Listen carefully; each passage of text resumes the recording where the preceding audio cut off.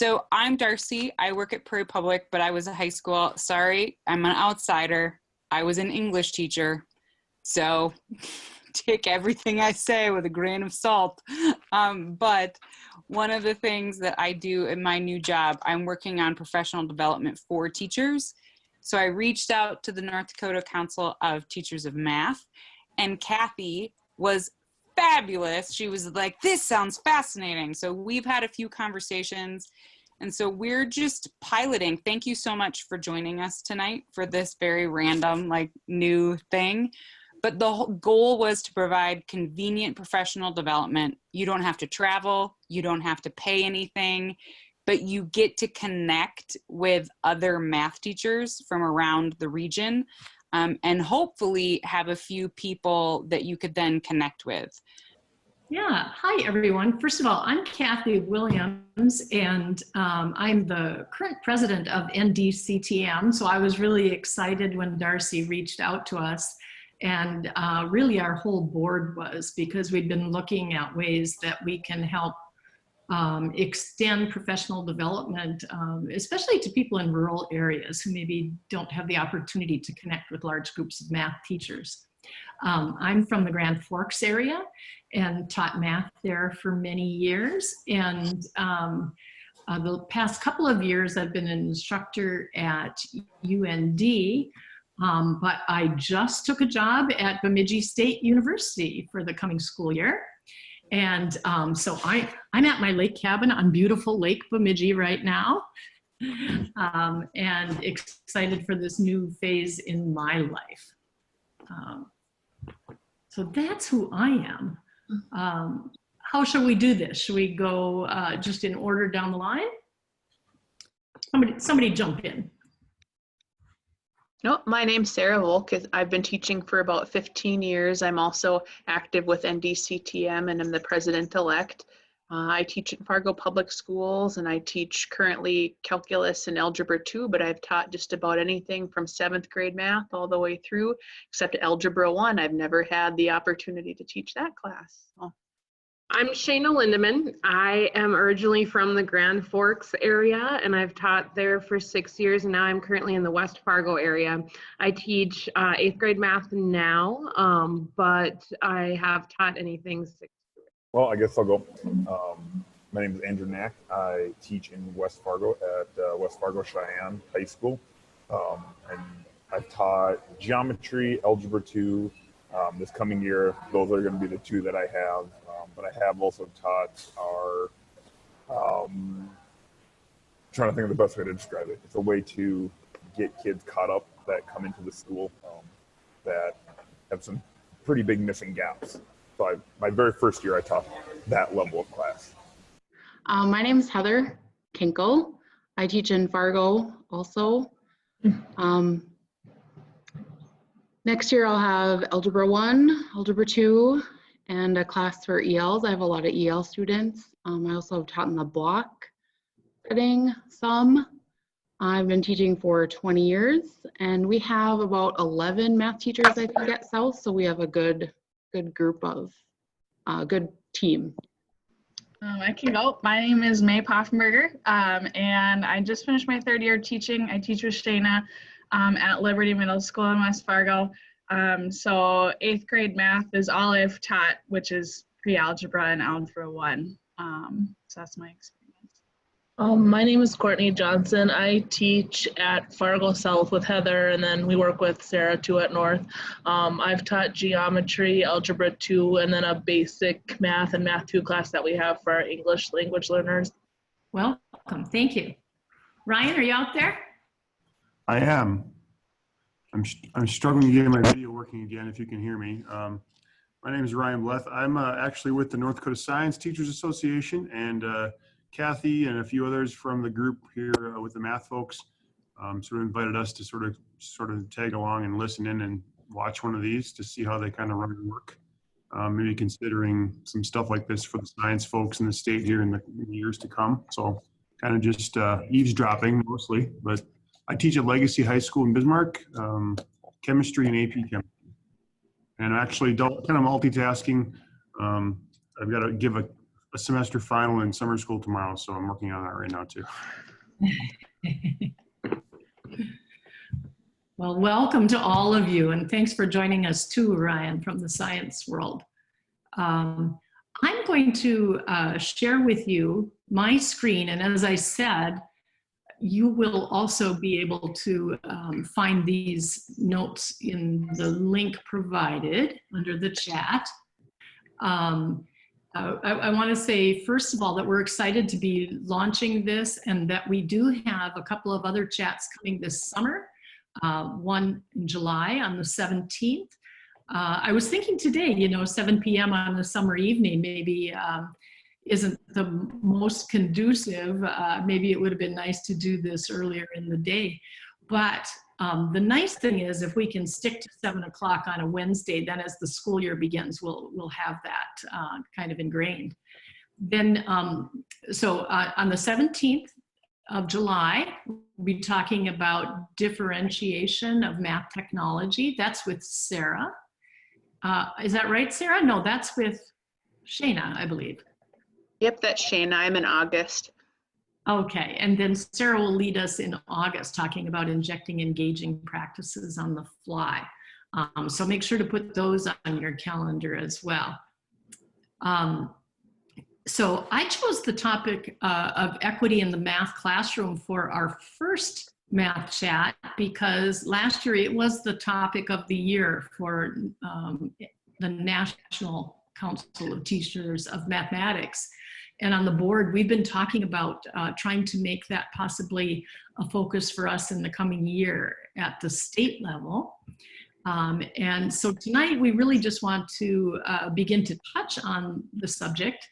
And I thought I'd start with a graphic that maybe you're familiar with. Perhaps you've seen this before. Equality doesn't mean equity. And you'll notice that the students are standing on boxes. And in the first one, of course, they're equal. They have the same size boxes. That's equality. But then in the second one, we've got equity, where they can all reach the fruit on the trees. And that requires different size boxes. So here's the one I was just describing, right? Where they're standing on boxes to reach fruit. And some of you may have also seen a different version, which looks like this, where the three students, if you will, are trying to watch a baseball game. And they really need different size boxes in order to see over the fence. One I've seen more recently adds on to this and suggests that this is the reality in our world. Where some can more than see over the fence due to opportunities they've had, and where some are really starting from a below ground deficit. So I'll be curious to hear if you've seen these before. The third one I want to show you is one that comes, I think, out of liberation pedagogy, where we're not talking about reaching a height, we're talking about eliminating the barriers altogether. So you'll notice here, the goal is to take down the fence, right? People can just tell me, yes, no. Have you seen that before? These images of students trying to reach the fruit? Yeah, in grad school, we looked at that, but not the liberation one. Mm-hmm. Okay. Well, good. So at any rate, obviously there, what we're talking about here is differentiating in order to meet the needs of students. And Darcy thought it might be a good idea if we test the tools of Zoom and start out by breaking out into pairs to answer a question. And the question that I thought was essential for us, at the beginning is, who is marginalized in North Dakota classrooms? In other words, who is that third student on the right whose needs we are really trying to meet? We don't generally think of North Dakota as a very diverse state, right? But we would probably all agree there are students who need extra support. Okay, great. Sarah, would you want to report out from group 3 what we talked about? Absolutely. The groups we thought were marginalized in North Dakota were maybe some of our English language learners and maybe low socioeconomic status, like some of the kids that maybe don't have parental support at home after school, asking, did you do your homework? Maybe not even not helping, but just not even following up to make sure that that they're working outside of the school day. That's what our group talked about too. We talked about how it's the, it's the English language learners, those low socioeconomic status kids. And then we also talked about the kids who like kind of are like on the cusp, like they fall in the cracks, those kids who maybe don't qualify necessarily for intervention services and they're placed in the mainstream math classroom, but then they really should be, they maybe should be receiving some intervention services, but they're not getting them necessarily because they're in the mainstream classroom. The only thing that our group added to was maybe students that move around a lot. That's something I hadn't thought about. That's a good point. Mm-hmm. Yeah, I mentioned too that in Grand Forks at any rate, and I think this is probably true across North Dakota, that there's a lower graduation rate for Native Americans than for others. In Grand Forks, it's rather alarming, I think, really, the difference. And, whether I see that in a, really in your face kind of way in the math classroom, I don't know, but. I have a friend who teaches out in White Shield on a reservation. And so he teaches math, and he talks a lot about how attendance is a huge issue for some of those kids, just because like there's so many, there's a funeral, so everybody goes, or, because it's so community oriented that, and then you've got, you're not in school, you're not there to, you're not learning the material that everyone else is. And so it's really easy to fall behind. Well, and I think too, one thing I noticed when I was in Grand Forks working at Valley, we had a very high Native American population in Grand Forks there, and they would leave for a funeral, they'd be gone for a week. And that would be a long time to be gone, but it was, you couldn't tell them no, and they obviously needed to be there, but then they were gone from school, or they would move. They would go to the move to the reservation for half the year, and then they would come back, or they would every other year so they became part of that moving population and didn't have that continuity to build on their prior skills. If not, I'm going to go back to sharing some slides just so I can share with you something that might be useful for our discussion, might spur on some more ideas. So this quote comes from Principles to Action, which I'm guessing many of you are familiar with. And it says, the question is not whether all students can succeed in mathematics, but whether the adults organizing mathematics learning opportunities can alter traditional beliefs and practices to promote success for all. And I'm wondering how you would react to that quote. What is it that might need to be altered? What are those beliefs and practices? I think even looking at standards and different things like that, it's basically teaching new material every single day. And you might have a day or two to maybe slow down for a day, but other than that, it's go, trying to teach everything that you're supposed to teach. So you're saying kind of content heavy? Yeah, very lots content heavy. Mm-hmm. And I would maybe disagree, and I think I would maybe say that it's I feel like as math teachers, like especially teachers who've been in the field for a long time, it gets really easy to become really rote and really, just that, you do this, then you do this, then you do this, and become really procedural. And I think that kind of factors into the traditional beliefs, and part of that is changing that to a more, getting kids to a more conceptual understanding, which I think the standards try to do or are attempting to do. And it's, maybe it's part of interpretation too, that like not all of us are interpreting the standards in the same way, or they're not written in a way that we're able to clearly define what's being said or what needs to actually be taught according to the standard. Because then we do have like, we've got, oh, I have to teach all of this stuff and like it's going to be really overwhelming, or digging into it and being like, what do I actually have to teach? What conceptually, what is the conceptual understanding behind this, and can I combine things together to get at a deeper understanding versus just memorize this. It's also pretty traditional for students to sit in desks in rows and just listen to the teacher talk. That maybe doesn't work for everyone. They might need some time to work through things together, move around a little bit.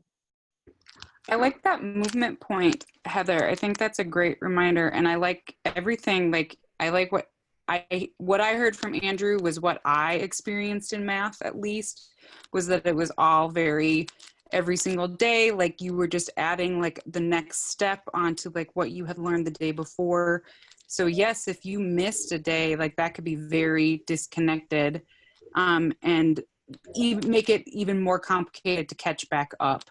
And then what I like about what Heather was just saying was kind of thinking through in terms of this question, and organizing the mathematics learning opportunity of how can math become a more physical, because when we think about the reality of what the math concepts are, they're very spatial, at least to me, they're like very spatial, they're very visual.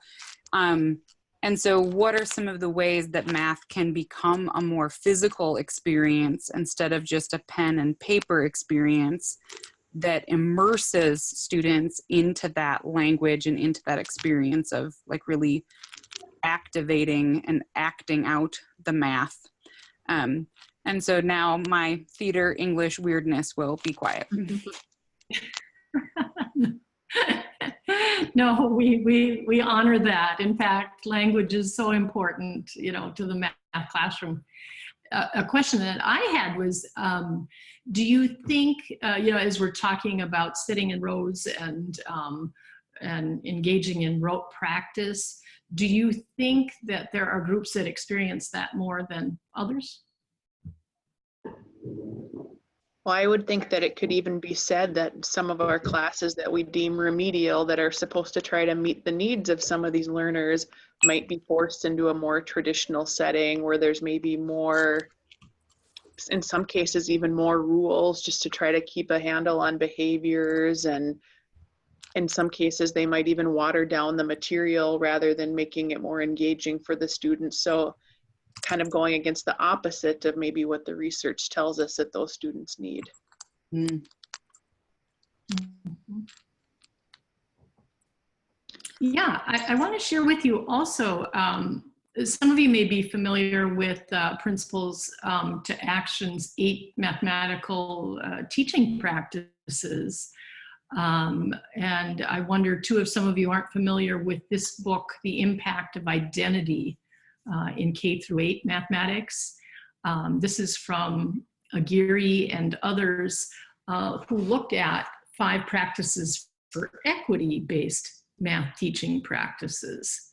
And I thought perhaps we could generate some discussion around these. So for example, the first one, going deep with mathematics. Is that large enough that you can read that on your screen?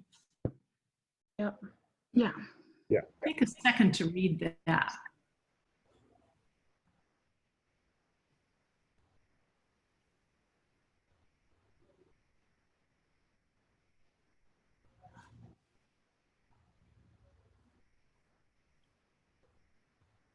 And then a question I might ask is, how do high demand tasks make a difference?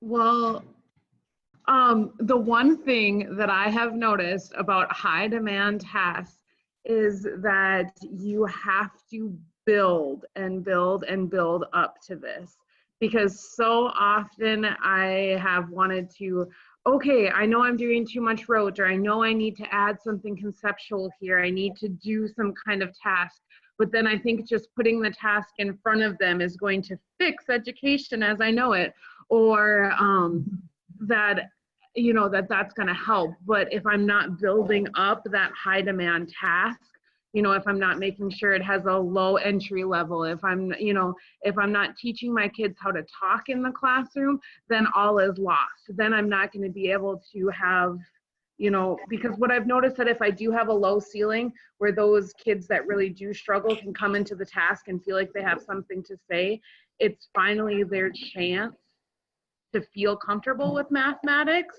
But if it's not structured right, or if I haven't built that rapport in my classroom, then I think all is lost. And then they just get even more frustrated. I would agree. I I think appreciate it's, what you're saying. Go ahead, Nate. oh, okay. I was going to say, I would agree. I think it's really important that you kind of build up and like, you know, like it's really tough in the middle of the year to like introduce a really high demand task and have like the kids aren't going to be successful with it because they haven't been trained in how to think that way, you know. And so it really is a, you know, it's a vertical alignment thing. You know, if you've got kids starting, you know, in elementary school, they're doing, you know, it has to be like a K-12 system. But even like within, you know, if I'm thinking about just what I can do in my room in the 1 year that I have those kids, is to really make sure, like Shayna said, that you're practicing discourse in your class, that the kids are comfortable talking with each other, and really making that the norm, that those high demand tasks are the norm, this is what I expect of you, you know, type of thing, and giving every single kid an opportunity to be successful within that, whatever, you know, and that's going to look different depending on what the task is. But I think it's essential that we have those high demand tasks, because that's what gets them thinking more thinking deeper and more conceptually about the mathematics itself. Can the two of you talk more about building up and what you mean by that? So what might be an example of a starting place and what you're working toward?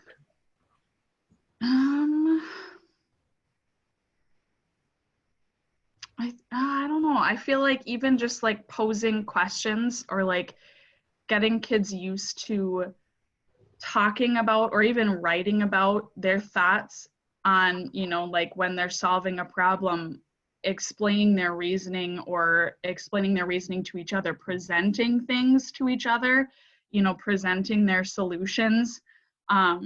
Just like small things like that, I guess small group discussions where you're asking them those higher level thinking questions, challenging them to reach deeper, you know, a little bit deeper than the surface level, like, what did you do type of questions. I don't know. I can't think of anything like specific at the moment. I'm almost, oh, go ahead, Heather, please. Those are good examples, I thought. I think if you try to start with like a 2-week PBL or something, that's just too much. But if you just start with good questions, and sometimes I'll start with maybe a question or like a small, not really a project, but maybe like a small activity. And I just kind of watch the room and see, like, as soon as they start to get frustrated, if you can just try to increase the frustration time, like at first, maybe don't let them be frustrated for very long at all. And then slowly maybe increase the time where they have to struggle a little bit. But if you let them struggle too much at first, they'll just get frustrated and give up forever, I think. That's a great point. And I think to that, just how prepared you are with that, to just anticipate like where you can have clues in there. Like, oh, if they're, you know, like, oh, I can drop this hint without completely ruining the structure of that mathematical task, without saying, hey, just let you know, you're supposed to multiply by this every single time. That's the structure you're supposed to be seeing. By, oh, well, what do you notice? Because kids don't understand what they're supposed to notice sometimes, especially if they're not used to looking at for patterns or things like that. Yeah, I like that you're addressing that whole idea of building capacity for persistence, right? And knowing how to jump in. And you made me think too that even to begin the year with math talks, you know, of some kind, where they're in a circle and learning some discourse moves, not necessarily around a major problem-solving task. That could be effective too. I'm going to move to the next one where they talk about leveraging multiple mathematical competencies. And I think this ties in with what you're describing too. I'll let you read that.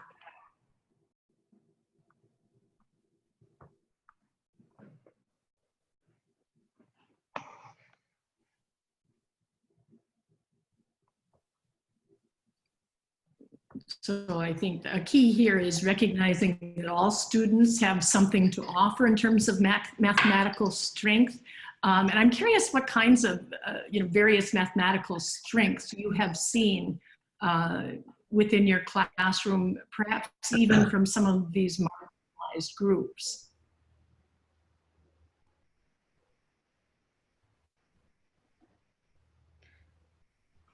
I think there are some students who they know what to do and they can put it into words, they just can't put it on paper. You're trying to write out the explanation. Like, I do this, then I do this. Well, why? Well, because that, having them explain. Like, well, I don't know what to put down. We'll talk through what you did. Well, I did this, this, and this. Write that down. Perfect. I think that's a big mathematical strength that sometimes you got it appear, just getting it down on paper. I think even thinking about, oh, go ahead, Shayna. I was just thinking too, so often I've noticed that some of those kids can almost estimate better, or they can do things because they've had to compensate so long not knowing the math that they've had to use strategies that maybe that other kids haven't. Some kids don't need to estimate because they've learned the standard algorithm or they know how to deal with it. Whereas like if we do estimating activities or things like that, those kids have had to use those so often that sometimes they can be like, hey, I have the answer to that. And they can be a little bit stronger that way. I was going to say, even thinking about students' different learning styles, kind of what you were saying, Andrew, that some kids just, like they can think of it, they can verbalize it to you, but they can't necessarily, they don't know how to visually represent something, or, the kids who can see a diagram and it instantly clicks versus those kids who, you need to tell it to them or walk it through them verbally 3 or 4 different times or in 3 or 4 different ways. That all contributes to their different mathematical strengths.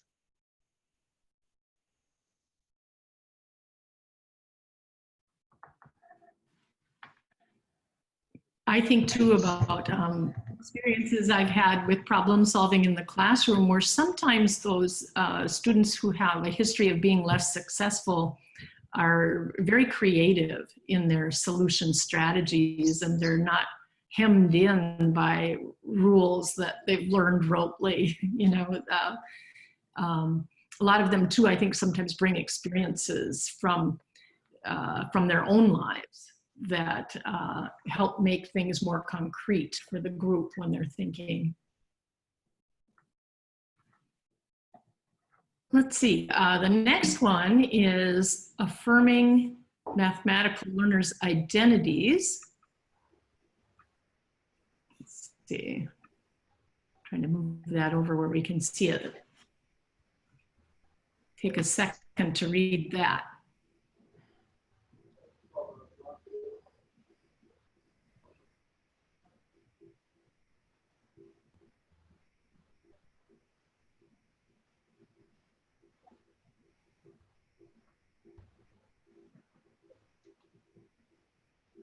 so this one too ties into things you've already been talking about, right? Because it references multiple entry points and different ways of participating.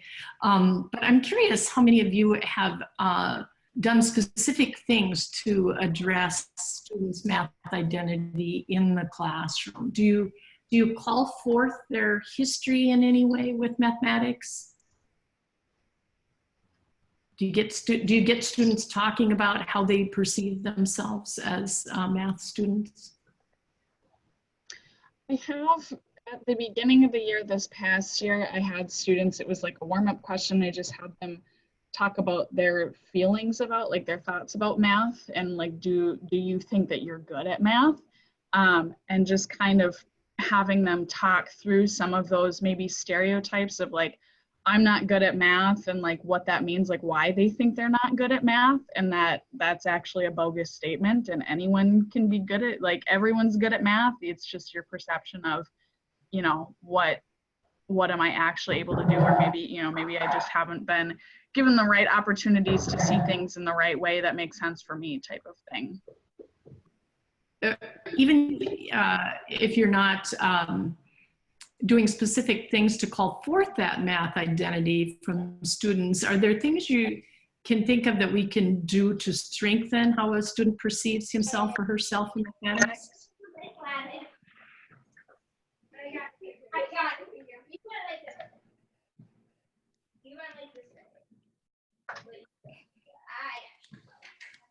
I think I hear a potential student in the background.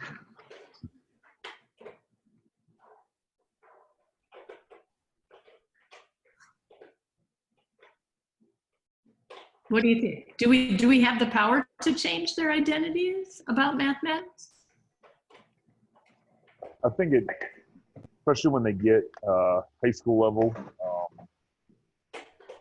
it's a lot harder to change their mathematical identity, because for so long, even you hear parents when they come in back to school night, well, I wasn't good at math.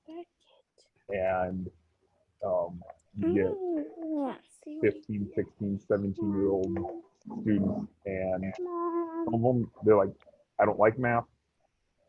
I'm going to get my D so I pass. And that's all they're looking for. And that can take a ton of effort. I completely agree with you, because I've seen, you know, we have them only a couple years older than you before we send them off to you, Andrew. And they have made up their mind by 8th grade. And before that, I've had 6th grade students that said, I'm not good at math, not good at math. So it literally takes almost all year. And they're like, I actually feel like I'm pretty good at this. And then, you know, and then summer comes, and then who knows what happens. Yeah, I like, Andrew, that you mentioned parents in shaping the math identity too, right? So it's not just we who are influencing that. Have you had any successes, do you think, in changing someone's math identity?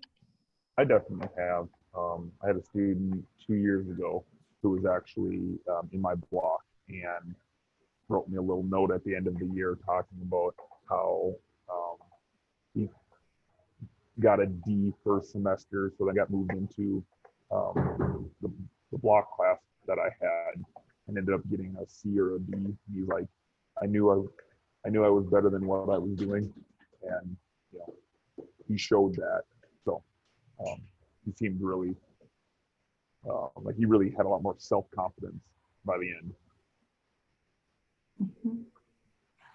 So for those who may tune in to watch this later on, you know, as a recorded session, are there things we can offer that we can do in the classroom to change that identity? Like, Andrew, what did you do for that student's confidence, do you think? I don't know if there's anything specific. Just over the year, working on almost the soft skills and working on just that it's okay to make mistakes. don't give up, keep working on it. I think that it's okay to make. Oh. Yeah. One of the things I was thinking about with what May said, really, and you didn't quite use this verbiage, but really what you were talking about, May, of breaking down that idea that I'm good at math or I'm bad at math, is really cultivating that idea of a growth mindset. That, like any skill, you can get better at it if you practice.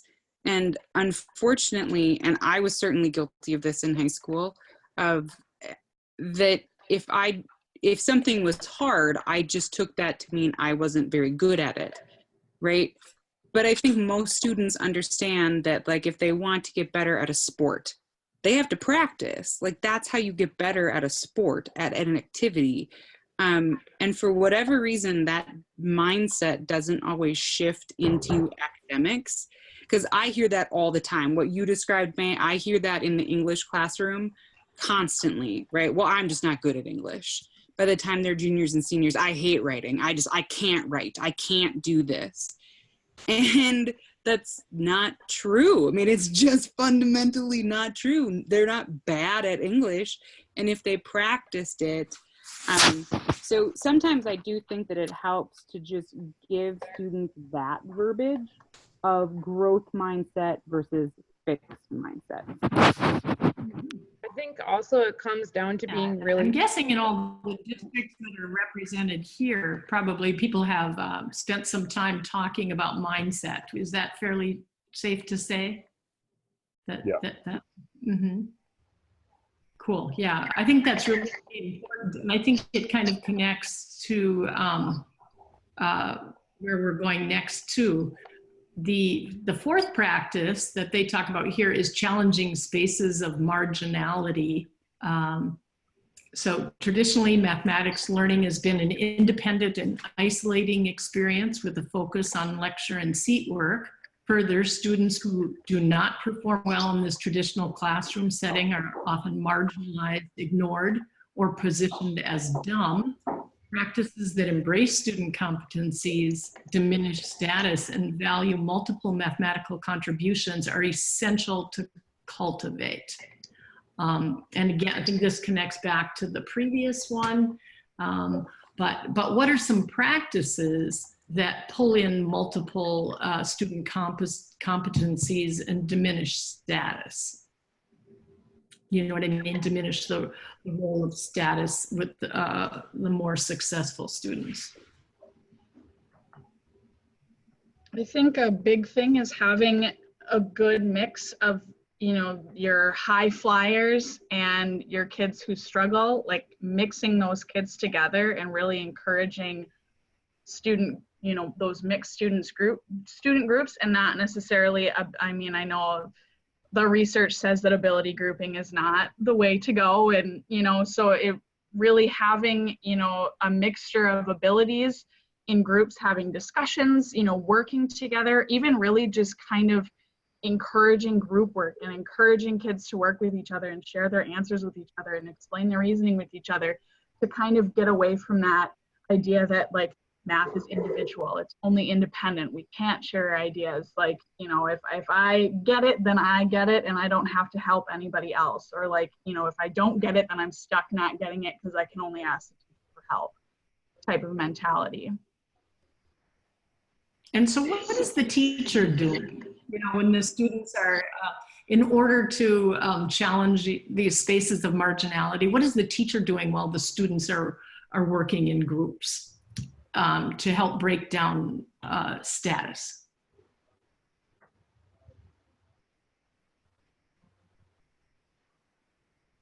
I feel like ideally the teacher would be kind of walking around, you know, shifting from group to group, just kind of listening in on those conversations and posing, you know, questions that are appropriate to whatever level that group is at, you know, whatever stage of thinking that group is at. You know, giving them more questions to think on to kind of push them a little bit deeper. And that's going to be different for every group. So you really have to be cognizant of, you know, where each group is at, you know, or what, you know, which groups maybe need a little bit more of a push. or maybe even having, being like, hey, let's bring it all together. This group had a really awesome idea. I want you guys to share your thoughts with everyone else, and then we'll discuss what we thought, discuss what you thought about that type of sharing. Mm-hmm.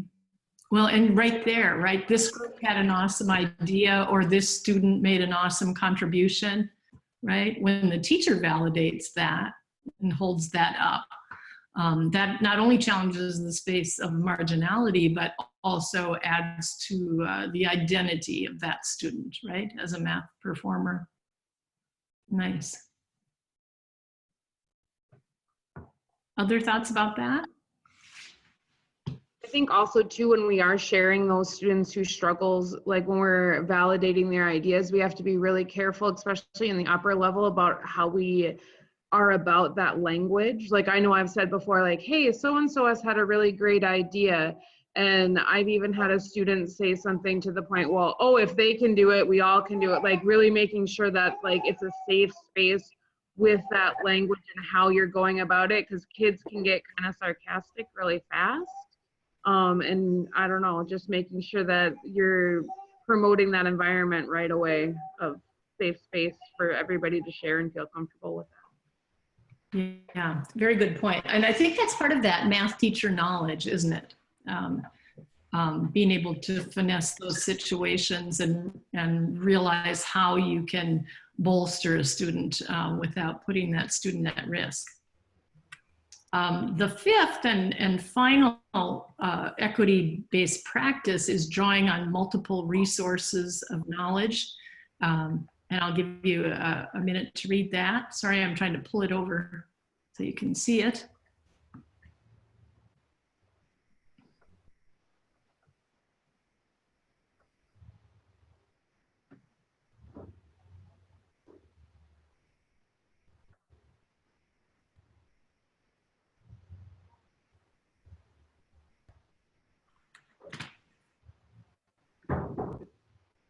A question that occurred to me around this is, what kinds of experiences have you seen students bring to a mathematical problem that have been particularly helpful?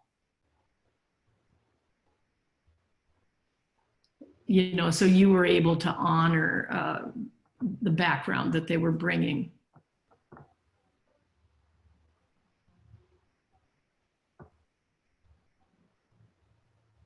I'm just coming off of a semester of teaching English, actually, at the high school level. And I know that there were times where students who, as Darcy said, don't see themselves as English students would make incredible contributions because of experiences they've had. Do you think that happens in the math classroom also? I definitely think it does. I guess the ones that I've had kids who are really they help out on the farm at home, and so you can tell, I don't know, I feel like if you can tap into students' interests, whether it be, I can tell that a lot about farming, so let's see if we can incorporate some of that knowledge, or what do you have, what information can you bring from that? And I've had kids be like, oh, that's just like this that we do at home, or, that's just like this in this various sports reference, or, and those are the only two that I can think of off the top of my head for specific experiences that I've had kids bring in. Do you think that gets harder at the high school level, Andrew? Oh, definitely. To make it something that's actually meaningful and not just being like, oh, we've got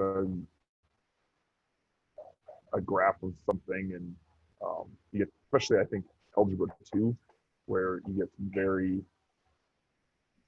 complex topics, and in the algebra 2 level, we're just teaching the basics. We need you to do this. And then you can dig a little bit deeper into it, pre-calc, college algebra, trig, whatever that is. But yeah, I think it gets a lot harder as you go up. Yeah, I suspect it does. I know we're down to our last minute, and I just wanted to share that also at the link I provided, I've got some information from Marilyn Strutchens, who's also a leading speaker on math education equity in the country. And this is from a session I attended of hers, things we can do to create an equitable space.